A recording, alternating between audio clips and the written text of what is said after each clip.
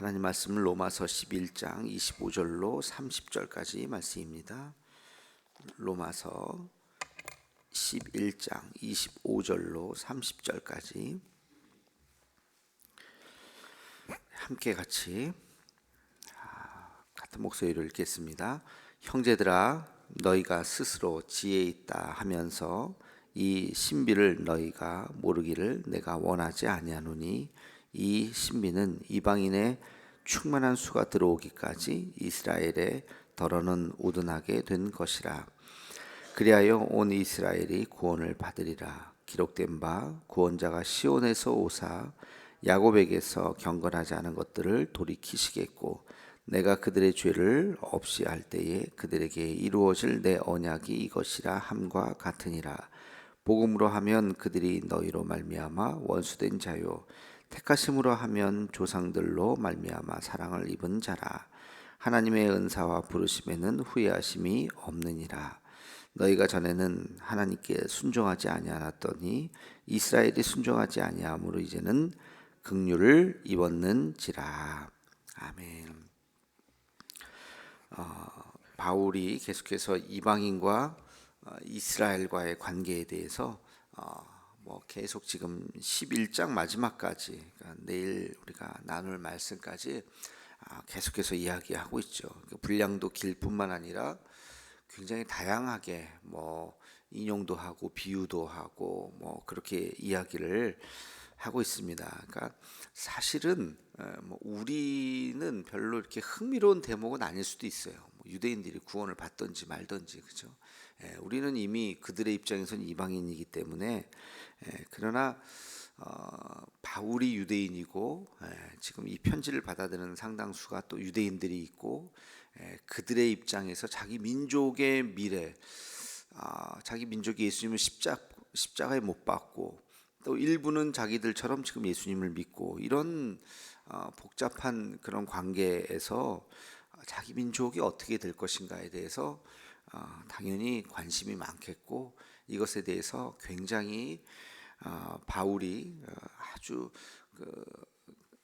여러 가지 각도에서 지금 세심하게 이야기하고 있다는 것을 느낄 수가 있습니다.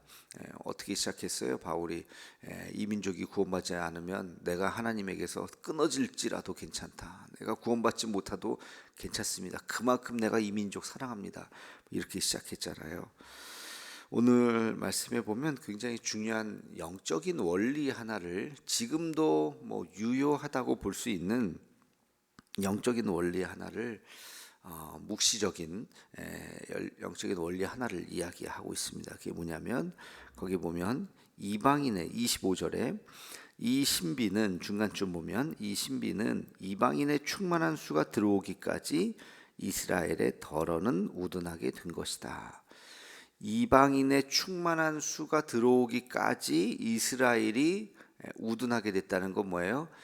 예수님을 알아보지 못하게 되었다는 것이죠. 다시 말해서 이스라엘이 구원받지 못하게 될 것이다. 언제까지? 이방인들이 돌아오기까지, 이방인들이 예수님을 믿기까지. 그러니까 충만하게, 다시 말해서 한 바퀴 이방인들이 다 예수님을 믿기까지, 100%는 아닐지라도 복음이 어쨌든 다 전해지기까지 이스라엘은 믿지 못하게 될 것이다. 굉장히 중요한 이야기를 하고 있습니다. 여기에서 우리는 두 가지의 것을 생각해 볼 수가 있는데, 하나는 하나님은 어떤 일을 하든지 영적인 순서를 두셨다는 것, 순서가 있다는 거예요. 두 번째는 하나님 안에서 버릴 것이 없다. 여러분, 이 두 가지를 잘 기억했으면 좋겠어요. 그래서 하나님의 마음을 잘 아는 사람은 서두르지 않고 두려워하지 않고 겁내지 않습니다. 왜? 하나님은 항상 기승전결이 있구나. 지금은 우리는 결론이 빨리 오기를 원하지만, 하나님이 하시는 일에는 첫 번째, 두 번째, 세 번째, 그리고 나서 마지막, 기승전결이 있는 거예요.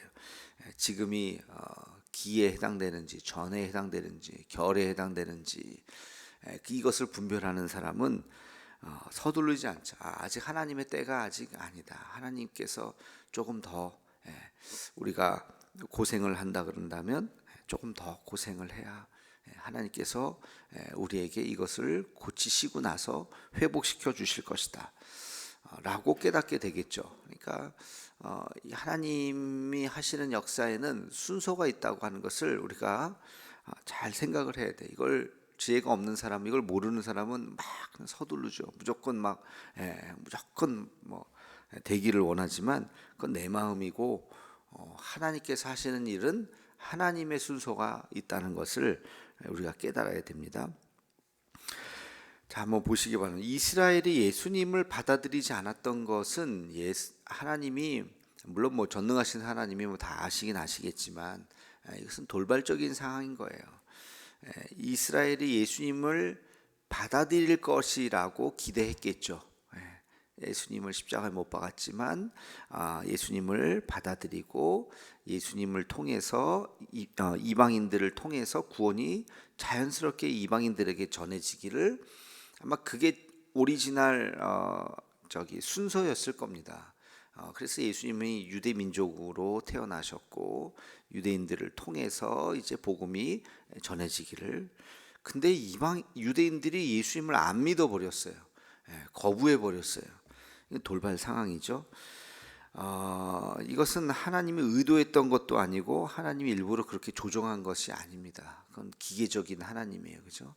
여러분들이 오늘 기도를 5분 할지 10분 할지 30분 할지 이걸 이미 다 예비해 두신 것이 아니에요. 그것은 여러분의 결정이고 여러분의 선택이에요. 하나님은 기대하시겠죠. 30분 이상 기도하기를. 그러나 여러분들이 예배 끝나자마자 일어나던 5분 후에 일어나던 30분 동안 기도를 하시던, 이것은 철저히 여러분들의 선택이라는 거예요. 그러니까 유대인들이 예수님을 받아들이기로 예수님이 기대를 하셨겠지만 그들이 예수님을 십자가에 못 박을 뿐만 아니라 거부를 했습니다. 그런데 이것을 하나님은 이것을 또 뭐랄까요, 선용하셨죠. 선용하셨어요. 이스라엘의 예수님을 거부했던 그 사건을 예수님께서는 이제 그 복음이 유대인을 거쳐서 이방인에게 가야 되는데 유대인이 거부해 버려서 이 복음이 사도 바울이라는 사람을 통해서 이방인으로 바로 갔던 것이죠. 이방으로 가서 이방인들이 더 많잖아요. 숫자적으로 유대인들은 얼마 되지도 않잖아요. 이방인들이 다 믿고 나서 그 복음이 다시 마지막으로 유대인들에게 온다는 것입니다. 그 순서를 바꾸어 보신 것이죠. 이게 바꾸어 놓으신 것이 이게 하나님의 섭리였다는 것입니다. 그래서 이제 복음이요, 선교학에서는 그렇게 이야기합니다. 예루살렘을 떠난 복음이 예루살렘을 온전히 복음시켰어야 하는데, 다시 말해서 이스라엘이 다 예수님을 믿었어야 되는데 그렇지 못했죠. 예루살렘을 떠난 복음이 바울이 그 복음을 들고 안디옥으로 가고 로마로 가죠. 이방 땅으로 갔죠. 거기에서 이제 한 200년 정도 후에 로마가 예수님을 믿죠. 다시 말해서 유럽 땅이 믿습니다. 그래서 영국까지 대륙으로 건너가서 그 섬나라 영국까지 가고, 그리고 어떻게 되죠? 대서양을 건너서 아메리카 대륙으로 신대륙으로 가죠. 그래서 미국과 북미가 믿고, 그리고 이제 남미도 다 카톨릭이죠. 카톨릭 국가죠. 그리고 나서 그 복음이 태평양을 건너서 이 우리나라, 중국 이런 동양에 오게 되죠. 여전히 예루살렘은 믿지 않죠. 거기에 엎친 데 덮친 격으로 이슬람이 등장을 해서 예루살렘과 지금 중동 지역은 완전히 이슬람이 장악을 해버리고 말았죠. 그래서 복음이 지금 이렇게 이방인 땅을 한 바퀴 돌아서 다시 어디로 가느냐? 다시 지구가 동그라니까 한 바퀴 돌아서 다시 예루살렘으로 가는 것입니다. 그러기까지 지금 2000년의 세월이 흘렀고 앞으로도 더 많은 세월이 흘러야 됩니다. 왜? 복음은 종족 단위로 복음이 전파되는 거죠. 나라 단위가 아니라 나라는 가장 최근에 생긴 개념이에요. 아직도 나라가 뭐 전쟁을 통해서 이렇게 독립도 하고 뭐 그렇죠. 그러니까 나라라고 하는 것은 정치적인 집단인 것이고 종족이라고 하는 것은 그 전통과 정서가 있는 중국도 그래서 위구르족이 지금 독립하려고 하기도 하고 막 그러잖아요. 소수민족들이 계속 독립을 하려고 지금 뭐 하고 중국도 그렇죠. 중국 그 대만뿐만 아니라 여러 나라들이 아무튼 그래서 그 지난번에 한번 소개했지만 종족 단위로 보면 아직도 3분의 1 이상 3분의 1 정도의 종족이 아직도 예수님을 믿지 못하는 종족 심지어는 성경이 번역되지 않은 이 말씀이 성경이 그들의 언어로 번역되지 않은 나라가 아직까지도 상당히 많다는 것입니다. 그런 관점에서 보면 예수님이 재림하실 날이 그렇게 아주 가깝지는 않다. 그게 이방인들의 충만하기까지 그 숫자가 차기까지 다시 말해서 아직까지 믿지 않는 이방인들이 굉장히 많기 때문에 그들에게 우리가 열심히 복음을 전하고 나서 맨 마지막으로 예루살렘으로 간다는 것입니다. 이게 선교의 굉장히 중요한 프레임이에요. 이게 땅의 개념이고요. 땅의 개념이고 또 하나는 최근에는 땅의 개념이 아니라 세대 개념으로 이제 더 확장이 됩니다. 그래서 우리나라도 우리 겉으로는 뭐 20% 25% 크리스찬에서 선교사를 파송하는 세계 제2의 선교사 파송 국가이지만 지금 여기 계신 분들 저를 포함해서 우리가 다 이 세상을 떠나는 한 50년 후쯤 생각해 봅시다. 50년 후면은 뭐 다 없겠죠. 50년까지도 안 가겠네요. 하여튼 우리가 다 없는 이 건물은 남아 있을 거예요, 그죠? 50년 후에도 이 땅에 대도교회는 있지 않겠습니까? 50년 후에도 여기에 몇 명이 모여서 예배 드리겠냐 이거죠. 그때 50년 후에 그냥 단순하게 통계로 봤을 때 지금 다음 세대가 5%도 안 되고 그 점점 밑으로 만약에 복음 화율이 더 떨어진다면 한 세대에 걸쳐서 내려가면서 2분의 1에서 3분의 1밖에 믿지 않습니다. 지금 복음의 가정이 자기 자녀들이 믿는 복음이 복음 화율이 4분의 1이에요. 굉장히 심각한 거예요, 이거는. 그래서 그 우리의 자녀 여러분 손주 세대까지 내려간다면 하여튼간에 그러면 세대로 따진다면 우리나라도 이제 한 50년 후면은요 또 선교사가 다시 와야 돼요.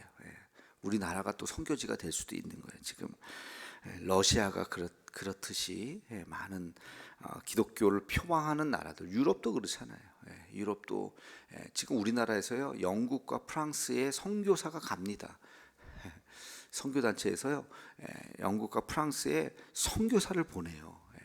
참 한 세대는 아니지 한 100년 만에 영국 선교사가 영국에서 태어난 언더우드가 우리나라에 와서 복음을 전해줬는데 이제 세계 선교국에서는 유럽으로 선교사를 보내는 그런 시대가 되어버렸습니다. 아무튼 그러니까 이게 이 이방인의 충만한 수가 채워지기까지라고 하는 단어가 굉장히 선교사적으로 굉장히 중요한 의미이면서 굉장히 어려운 단어가 되는 것입니다. 아무튼 하나님께서 세우신 계획은 유대인들이 예수님을 거부함으로써 복음이 유대인을 스킵하고 이방인들에게 복음이 전해지고 그 2000년의 역사 동안 이방인들에게 복음이 전해지고 나서 맨 마지막으로 그리고 예루살렘으로 가게 될 것이다. 그 개념이 이제 그 백두 예루살렘이라고 예루살렘으로 돌아가자 하는 건데요. 다음 시간에 이거에 대해서 또 한 가지 말씀을 좀 드리겠습니다. 여기에서 아까 제가 말씀드렸듯이 하나님께서 하시는 일의 순서를 우리가 가만히 보면 뭐 당장 내일 재림이 일어나지는 않을 것이다라고 하는 것을 알 수가 있고 우리가 해야 할 이 복음 전파 사역을 마지막까지 전해야 한다. 예수님이 언제 오실지는 모르죠. 10년 후가 될지 100년 후가 될지 뭐 천년 후가 될지 뭐 모릅니다. 그러나 한 가지는 확실하죠. 그들 모두가 다 예수님 믿도록 우리가 열심히 복음을 전해야 한다는 것입니다. 또 한 가지 이런 하나님의 그 섭리를 우리가 깨달아야 되고, 또 한 가지는 하나님께서 하시는 것들은 우리가 선택했던 모든 것들에서 버릴 것이 없다. 어떤 경우가 벌어지더라도 버릴 것이 없다는 것이에요. 아까 같이 유대인들이 예수님의 그 복음을 거부하는 그런 상황이 벌어졌을 때 하나님께서 이 복음을 이방인들에게 바로 그 역할을 했던 게 사도 바울이었잖아요. 사도 바울을 통해서 이방인들에게 복음을 전하는 그런 기회로 만드셨던 것입니다. 어떠한 불행도 여러분들에게 이것이 기회다라고 생각하시기를 바랍니다. 이게 우리 그리스도인들이 가져야 하는 마음 자세예요. 갈라디아서 6장 9절에 보면 우리가 선을 행하되 낙심하지 말지니 포기하지 아니하면 때가 이름에 거두리라. 선을 이루되 우리가 선한 의도로 무엇인가를 시작할 때 낙심하지 말아라. 포기해야지, 그냥 여기가 끝인가 보다. 포기만 하지 않으면 때가 이르면, 하나님의 때가 분명히 있다니까요. 하나님의 때가 이르면 그것을 거두게 되어 있습니다. 포기만 하지 않으면. 우리가 해야 될 것은 그래서 낙심하고 포기하지 말아야 되는 것입니다. 끝까지. 그래서 성도의 인내가 여기 있는 거예요. 하나님의 앞에 우리가 인내하고, 인내할 수 있는 힘이 어디서 나오죠? 그게 기도예요. 기도하면서 인내하는 거예요. 그냥 가만히 있으면 견디지 못합니다. 그 견딜 수 있는 힘이 기도를 통해서 나오는 거예요. 하나님께서 주시는 그 힘으로 견디는 거. 오늘도 견디고 또 인내하고 포기하지 말고, 그러면 하나님께서 결국에는 그것을 이루신다. 그래서 우리가 혹시 실패해도 또 도전하는 거예요. 또 실패해도 또 도전하는 거죠. 그래서 우리가 어떤 일이 혹시 잘못되었다, 아이고 큰일 났다, 이거 잘못되었다, 그때 하늘이 무너져도 솟아날 구멍이 있다고 다시 기도하면서 하나님, 이거 내가 실수하고 잘못했는데 그러나 하나님께서는 방법이 있는 줄로 믿습니다. 나의 실수까지도 하나님께서 선한 길로 인도해 주옵소서.